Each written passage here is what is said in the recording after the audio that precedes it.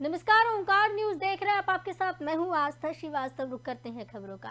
प्रदेश की धामी सरकार में दायित्व बांटे जाने की चर्चाओं के बीच सोशल मीडिया पर एक सूची वायरल हो गई। सूची संज्ञान में आने के बाद प्रदेश बीजेपी ने इसे भ्रामक और तथ्यहीन करार दिया। दायित्वधारियों की वायरल सूची में बीजेपी के कई वरिष्ठ नेताओं के नाम शामिल हैं। सूची में कई नाम पूर्व मुख्यमंत्री त्रिवेंद्र सिंह रावत के समर्थकों के बताए जा रहे हैं। मंगलवार को बीजेपी के सियासी हलकों में ये चर्चा गर्म है रही है कि मुख्यमंत्री पुष्कर सिंह धामी अगले हफ्ते तक दायित्वों की घोषणा कर देंगे। इस चर्चा ने तब जोर पकड़ा जब सोशल मीडिया पर पार्टी की प्रदेश सह प्रभारी रेखा वर्मा के बयान से जुड़ी ये खबर वायरल हुई। रेखा वर्मा के हवाले से जारी खबर में अगले सप्ताह तक दायित्वों की घोषणा होने की संभावना जताई गई है। इस बीच सोशल मीडिया पर दायित्वधारियों की एक सूची वायरल हो गई।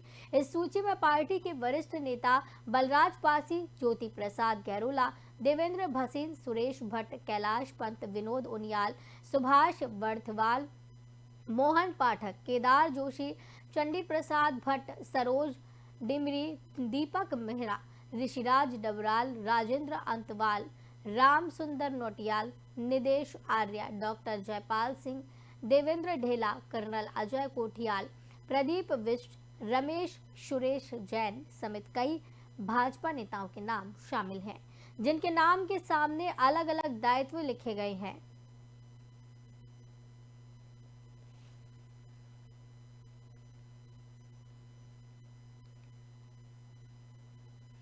उत्तराखंड में लव जिहाद के मामले लगातार बढ़ रहे हैं। मामले को लेकर मुख्यमंत्री पुष्कर सिंह धामी ने बड़ा बयान दिया। सीएम धामी ने कहा कि लव जिहाद के मामलों में सख्त कार्रवाई करने के पुलिस को निर्देश दे दिए गए हैं। दोषियों पर सख्त कार्रवाई होगी। सरकार सख्ती से काम कर रही है और सभी को कहा है कि सख्ती से इस पर काम करें और पुलिस जांच कर रही है। जांच में जो भी दोषी पाए जाएंगे उसके खिलाफ कठोर कार्रवाई होगी। सरकार सख्ती से प्रदेश की धामी सरकार में दायित्व बांटे जाने की चर्चाओं के बीच सोशल मीडिया पर एक सूची वायरल हुई है। सूची में संज्ञान आने के बाद प्रदेश बीजेपी ने इसे भ्रामक और तथ्यहीन करार दिया है। दायित्व धारियों की वायरल सूची में बीजेपी के कई वरिष्ठ नेताओं के नाम शामिल हैं। सूची में कई नाम पूर्व मुख्यमंत्री त्रिवेंद्र सिंह रावत की समर्थकों के हैं। बता दें, मंगलवार को बीजेपी के सियासी हलकों में ये चर्चा गर्म रही कि मुख्यमंत्री पुष्कर सिंह धामी अगले हफ्ते तक दायित्वों की घोषणा कर देंगे। इस चर्चा ने तब जोर पकड़ा जब सोशल मीडिया पर पार्टी की प्रदेश सह प्रभारी रेखा वर्मा के बयान से जुड़ी एक खबर वायरल हुई। रेखा वर्मा के हवाले से जारी खबर में अगले सप्ताह तक दायित्वों की घोषणा होने की बात कही गई।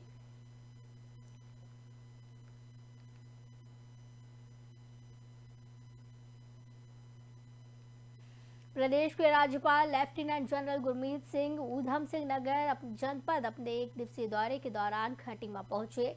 यहां उन्होंने खटीमा थारू विकास भवन में सेवा प्रकल्प संस्थान उत्तराखंड द्वारा आयोजित स्वतंत्रता आंदोलन में जनजातीय नायकों का योगदान थारू जनजाति के महोत्सव में बतौर मुख्य अतिथि प्रतिभाग किया। इस दौरान उन्होंने परिसर में लगी स्वतंत्रता संग्राम सेनानियों के चित्र की प्रदर्शनी का भी अवलोकन किया। खटीमा के थारू विकास भवन में आयोजित स्वतंत्रता आंदोलन में जनजाति नायकों का योगदान कार्यक्रम में मुख्य अतिथि के रूप में बोलते हुए राज्यपाल लेफ्टिनेंट जनरल गुरमीत सिंह ने कहा कि भारत के स्वतंत्रता संग्राम में जनजातीय समुदाय ने महत्वपूर्ण और महान योगदान दिया। जनजातीय समाजों ने स्वतंत्रता संग्राम के दौरान शक्तिशाली और प्रभावशाली रूप से संघर्ष किया। जनजातियों ने भारतीय स्वतंत्रता संग्राम में अपनी सांस्कृतिक, सामाजिक और राजनीतिक संगठन को सशक्त किया है। तो आपको बताते चले कि एक दिवसीय दौरे पर राज्यपाल लेफ्टिनेंट गुरमीत सिंह पहुंचे खटीमा और इस दौरान थारू विकास भवन में आयोजित स्वतंत्रता आंदोलन में जनजातीय नायकों का योगदान कार्यक्रम में उन्होंने शिरकत की। जाति के महोत्सव में बतौर मुख्य अतिथि उन्होंने प्रतिभाग किया। इस दौरान उन्होंने परिसर में लगी स्वतंत्रता संग्राम सेनानियों के चित्रों की प्रदर्शनी का भी अवलोकन किया।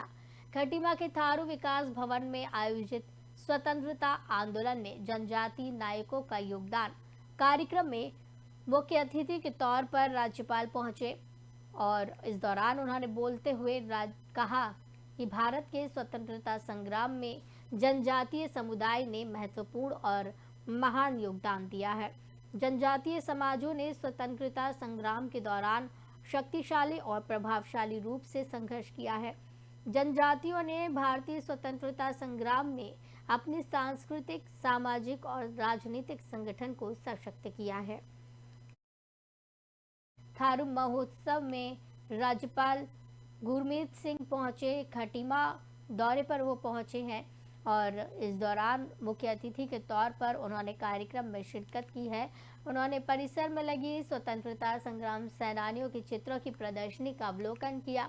खटीमा के थारू विकास भवन में आयोजित स्वतंत्रता आंदोलन में जनजाति नायकों का योगदान कार्यक्रम में मुख्य अतिथि के रूप में शिरकत की। उन्होंने कहा,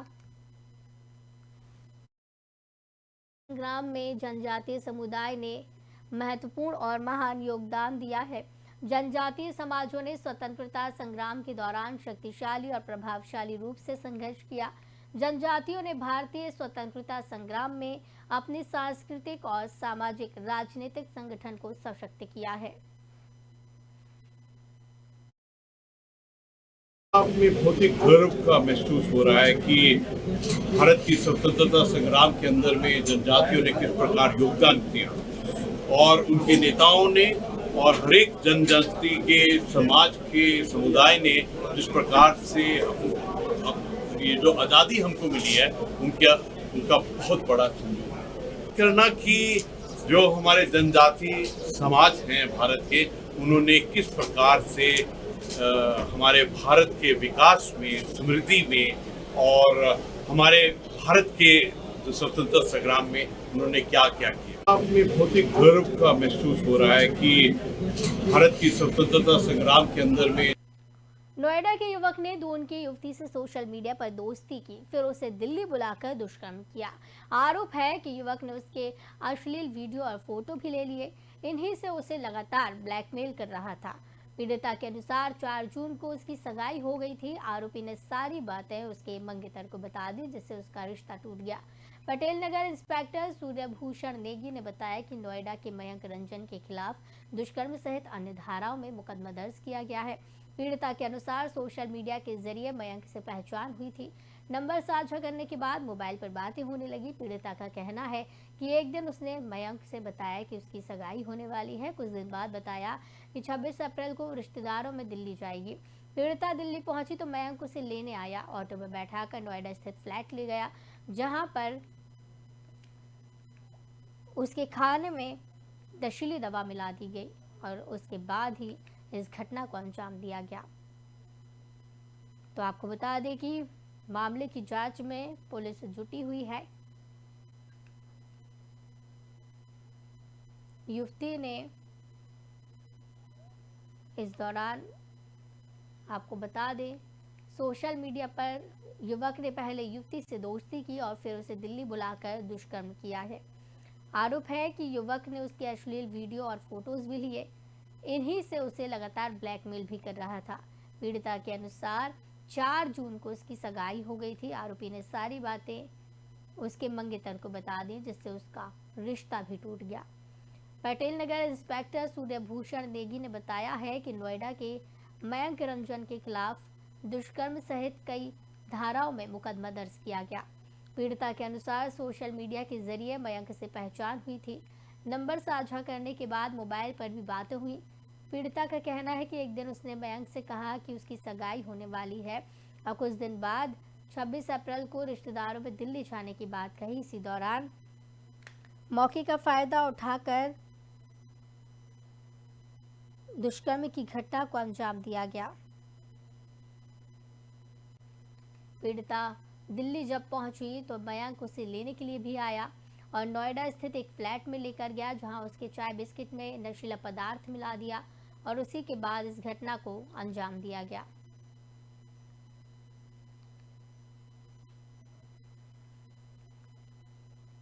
हरिद्वार के नए जिलाधिकारी धीरज सिंह गर्ब्याल ने तहसील दिवस में लोगों की समस्याएं सुनी और तय समय सीमा अवधि की शिकायतों के निस्तारण का निर्देश दिया है। गौरतलब है कि बतौर जिलाधिकारी उन्होंने हरिद्वार तहसील में तहसील दिवस का भी आयोजन किया। तहसील दिवस में पहुंचे फरियादियों ने अतिक्रमण, बिजली, पानी, सड़क और भूमि पैमाइश से संबंधित सैकड़ों शिकायतें दर्ज कराई। डीएम ने गंभीरता से सभी फरियादियों की समस्याओं को सुना और मौके पर ही अधिकांश शिकायतों का निस्तारण किया। बाकी बची शिकायतों के निस्तारण के लिए उन्होंने संबंधित विभाग के अधिकारियों को निर्देशित किया। डीएम धीरज सिंह गर्ब्याल ने बताया कि तहसील दिवस में प्राप्त हुई शिकायतों की बाकायदा मॉनिटरिंग की जाएगी और तय समय पर शिकायतों का निस्तारण किया जाएगा। तो बता दें, जिलाधिकारी ने लोगों की समस्याओं को सुना है। जिलाधिकारी ने तहसील दिवस का भी आयोजन इस दौरान किया। तहसील दिवस में लोग अपनी समस्याएं लेकर पहुंचे और धीरज सिंह ने उनकी समस्याओं को सुना है। हरिद्वार के नए जिलाधिकारी धीरज सिंह गर्ब्याल ने तहसील दिवस में लोगों की समस्याओं को सुना है और तय समय सीमा में शिकायतों के निस्तारण के निर्देश दिए हैं। गौरतलब है, बतौर जिलाधिकारी उन्होंने हरिद्वार तहसील में तहसील दिवस का भी आयोजन किया, जहां पर फरियादियों ने अतिक्रमण, बिजली, पानी, सड़क और भूमि से संबंधित सैकड़ों शिकायतें दर्ज की।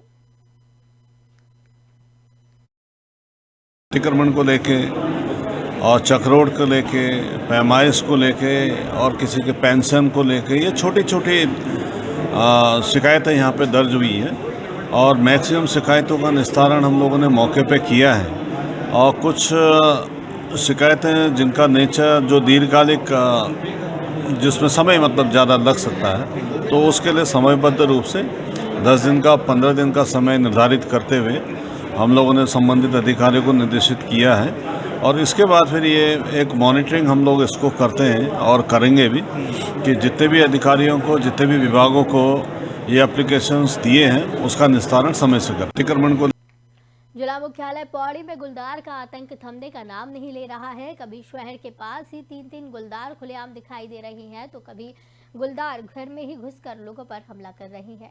गढ़वाल वन प्रभाग की पौड़ी रेंज नागदेव के अंतर्गत मंगलवार देर शाम गुलदार ने 2 अलग-अलग जगहों पर हमला कर 2 लोगों को घायल कर दिया। गनीमत रही कि इन हमलों में उनकी जान बच गई। वहीं वन विभाग द्वारा घायलों का उपचार जिला अस्पताल में किया जा रहा है। साथ ही विभाग द्वारा उन्हें फौरी राहत राशि भी मुहैया कराई गई है। बीती देर शाम गुलदार ने पौड़ी रेंज के अंतर्गत 2 जगहों पर हमला किया। पहले हमले में एक बालिका गंभीर रूप से घायल हुई है। दूसरे हमले में एक व्यक्ति को गुलदार ने गंभीर रूप से घायल कर दिया। राहत की बात यह रही कि इन दोनों ही हमलों में किस्मत अच्छी होने के चलते उनकी जान बच गई। रेंजर ललित मोहन नेगी ने बताया कि दोनों लोगों को फौरी सहायता राशि प्रदान कर दी गई है। साथ ही दोनों जगहों पर गश्ती दल भी तैनात कर दिए गए। जरूरत पड़ी तो वहां पर पिंजड़े भी लगाए जाने की बात कही जा रही है। तो बता दें कि गुलदार का आतंक देखने को मिल रहा है। गुलदार ने 2 लोगों पर हमला कर दिया। हमले में बाल लोगों की जान बची है। घायलों का जिला अस्पताल में इलाज चल रहा है।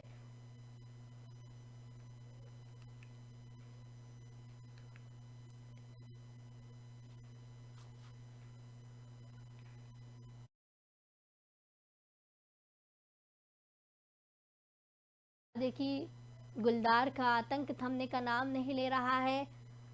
गुलदार ने 2 लोगों पर हमला किया है। हमले में बाल लोगों की जान बची है। वहीं 2 लोगों को घायल किया है और इन हमलों में कई लोगों की जान बच गई है। वहीं वन विभाग द्वारा घायलों का इलाज जिला अस्पताल में किया जा रहा है। साथ ही विभाग द्वारा उन्हें फौरी राहत राशि भी मुहैया कराई गई है। बीती देर शाम गुलदार ने पौड़ी रेंज के अंतर्गत 2 जगहों पर हमला किया। पहले हमले में एक बालिका गंभीर रूप से घायल हुई है। दूसरे हमले में एक व्यक्ति को गुलदार ने गंभीर रूप से घायल कर दिया। राहत की बात यह रही कि इन दोनों ही हमलों में किस्मत अच्छी होने के चलते उनकी जान बच गई। रेंजर ललित मोहन नेगी ने बताया कि दोनों लोगों को फौरी सहायता राशि प्रदान कर दी गई है। साथ ही दोनों जगहों पर गश्ती दल भी तैनात किए गए। जरूरत पड़ी तो वहां पर पिंजरे भी लगाए जाने की बात कही जा रही है।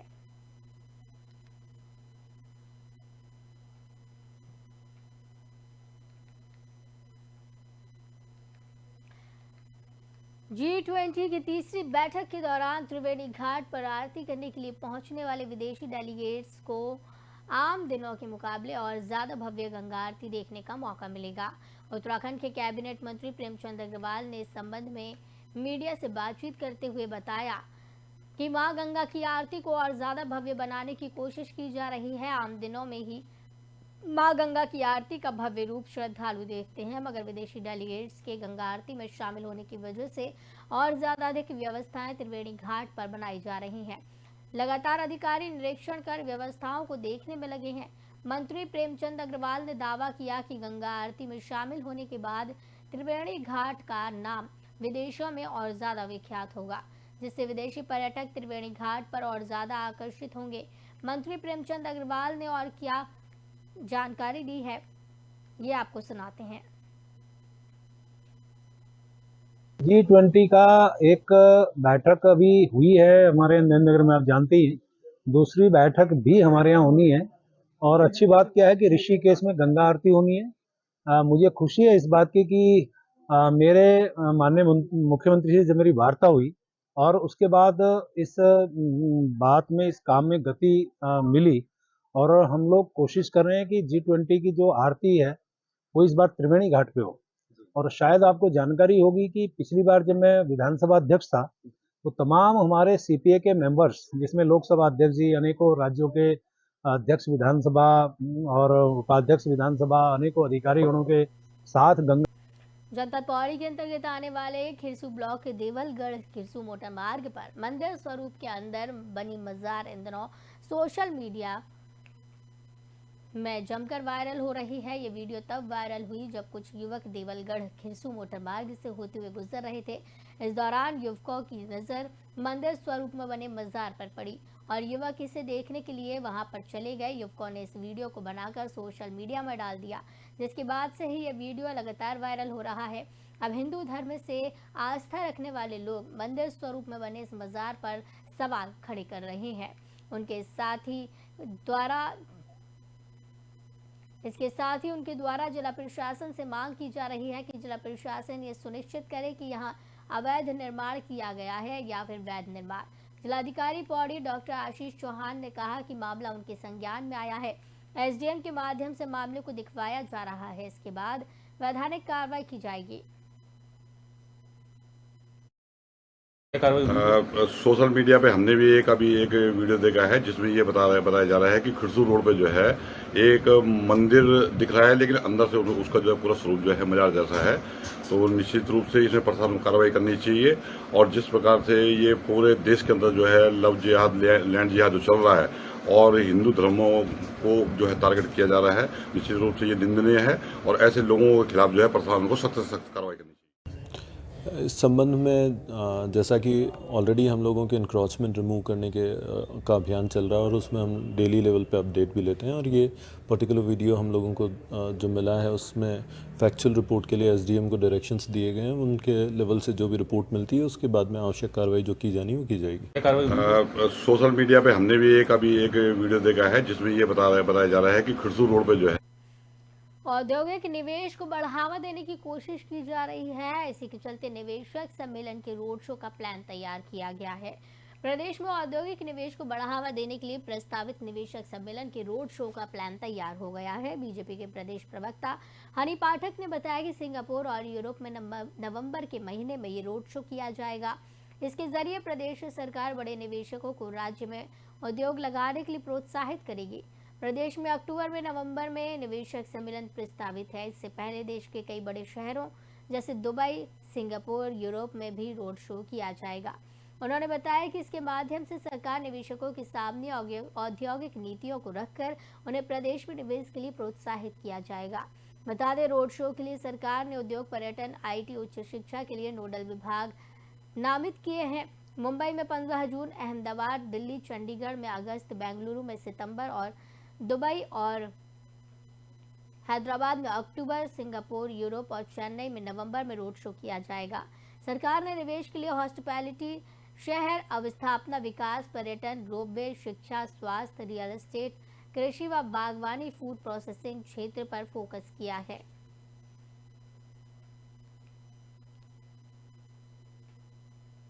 देखिए, ऐसा है, जिस प्रकार से लगातार रोजगार मेले का आयोजन किया जा रहा है, लोगों को रोजगार मेले की तरफ अग्रसित किया जा रहा है, उससे ये साबित हो रहा है कि उत्तराखंड एक 2025 तक अग्रणी राज्य की भूमिका में समायोजित होने वाला है।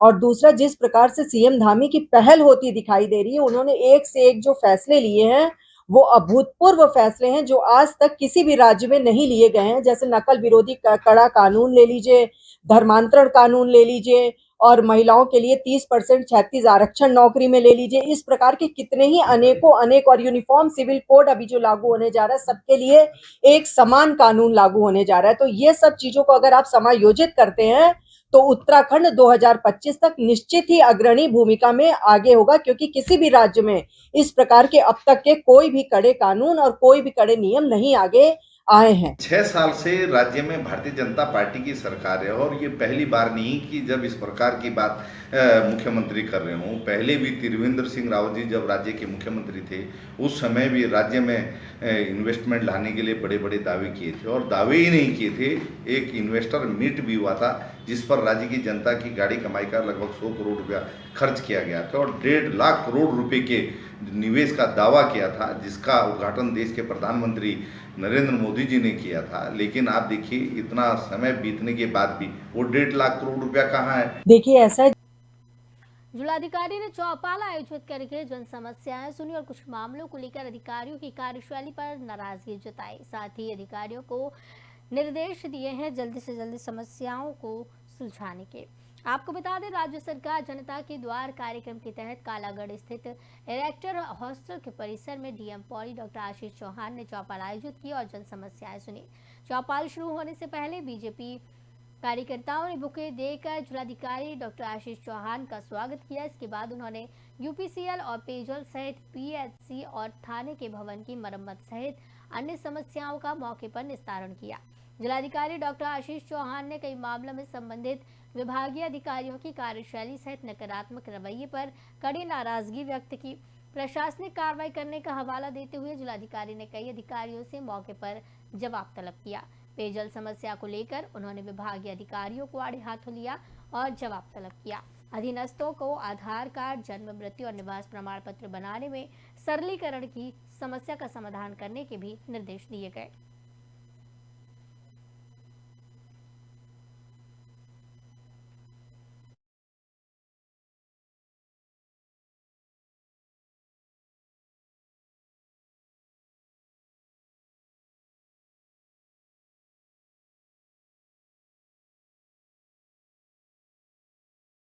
कलेक्टर ने समस्याएं सुनी है।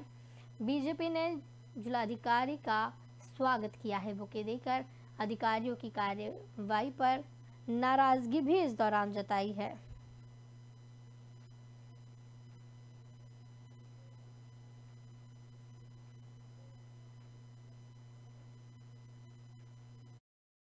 हम लोगों ने रात्रि चौपाल यहाँ पर आयोजित की। उसमें मेनली जो इश्यूज़ हैं वो आधार कार्ड से लेकर या जन्म प्रमाण पत्र से संबंधित जो मुद्दे हैं, या फिर आय प्रमाण पत्र, विधवा पेंशन से रिलेटेड, हेल्थ के इश्यूज़ थे, पशुओं की हेल्थ से रिलेटेड इश्यूज़ थे। तो कंसर्निंग डिपार्टमेंट्स को हम लोगों की तरफ से डायरेक्शंस दिए गए और कुछ डिसिप्लिनरी एक्शन के लिए भी मैंने इंस्ट्रक्शंस दिए हैं। कल एसडीएम स्तर पर एक बहुउद्देशीय शिविर होगा और अगले 10-15 दिनों तक हम कंटिन्यूसली सारे मुद्दों को पर्सनली मैं खुद भी उन्हें देखूंगा, ताकि जो हमारे जो शिविर हुए ऑनरेबल स्पीकर मैम का या उसके बाद में मेरा जो कंटिन्यूस आज रात्रि चौपाल है, तो उसमें जो चीज़ें फ्लैग हुई हैं उनको हम एडजस्ट कर सकते हैं। हम लोगों ने रात्रि चौपाल यहाँ पर आयोजित की। उसमें मेनली जो इश्यूज़ हैं वो आधार कार्ड से लेकर या जन्म प्रमाण पत्र से संबंधित जो मुद्दे हैं, या फिर आय प्रमाण पत्र, विधवा पेंशन से रिलेटेड, हेल्थ के इश्यूज़ थे, पशुओं की हेल्थ से रिलेटेड इश्यूज़ थे। तो कंसर्निंग डिपार्टमेंट्स को हम लोगों की तरफ से डायरेक्शन। तो इस बुलेटिन में फिलहाल इतना ही। चलते चलते एक नजर डालेंगे क्राइम की टॉप 10 खबरों पर।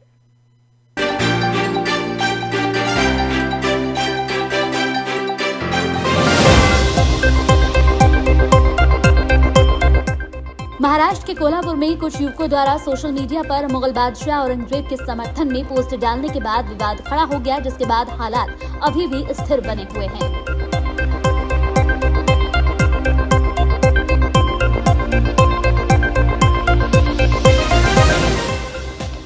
अमरोहा के हसनपुर कोतवाली क्षेत्र में एक गांव में बारात चढ़त के दौरान डीजे पर डांस को लेकर जमकर मारपीट हो गई, जिसमें 4 बाराती लहूलुहान हो गए।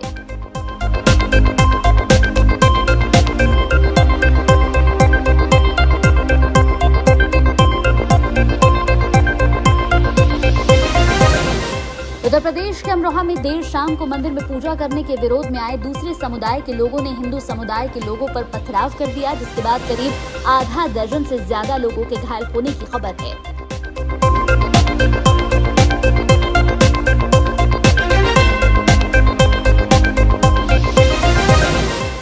मोकामा के घोसगरी टाल क्षेत्र में केवटी गांव में दबंगों का कहर थमने का नाम नहीं ले रहा है। दबंगों ने जमीन विवाद के चलते एक घर में आग लगा दी, जिसके बाद पक्षों के बीच विवाद बढ़ गया।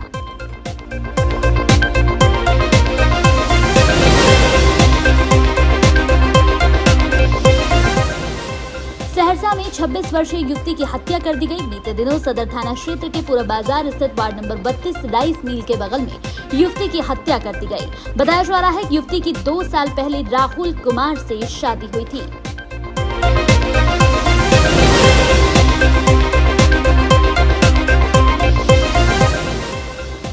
सिवान गोलियों की तड़तड़ाहट से गूंज उठा है। मेहरबा थाना क्षेत्र के उपाध्याय छापर में बेखौफ अपराधियों ने एक युवक को गोली मार दी। गोली लगने से युवक घायल हो गया, जिसका इलाज चल रहा है।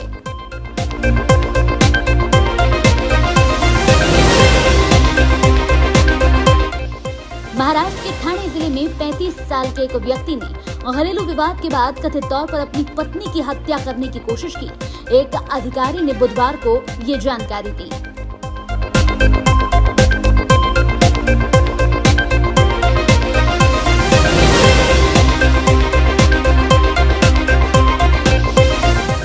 दिल्ली के जामिया नगर में दर्दनाक घटना। बक्से में बंद मिले मासूम भाई बहन के शव। कल से ही तलाश रहे थे माता पिता।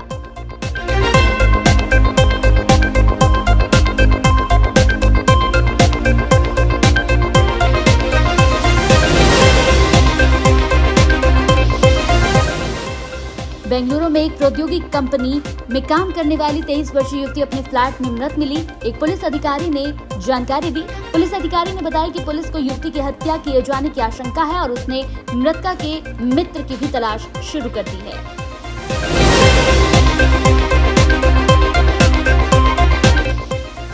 राजस्थान के उदयपुर जिले में एक सौतन ने अपने पति की पहली पत्नी को बेटे के साथ मिलकर मार कर मौत के घाट उतार दिया।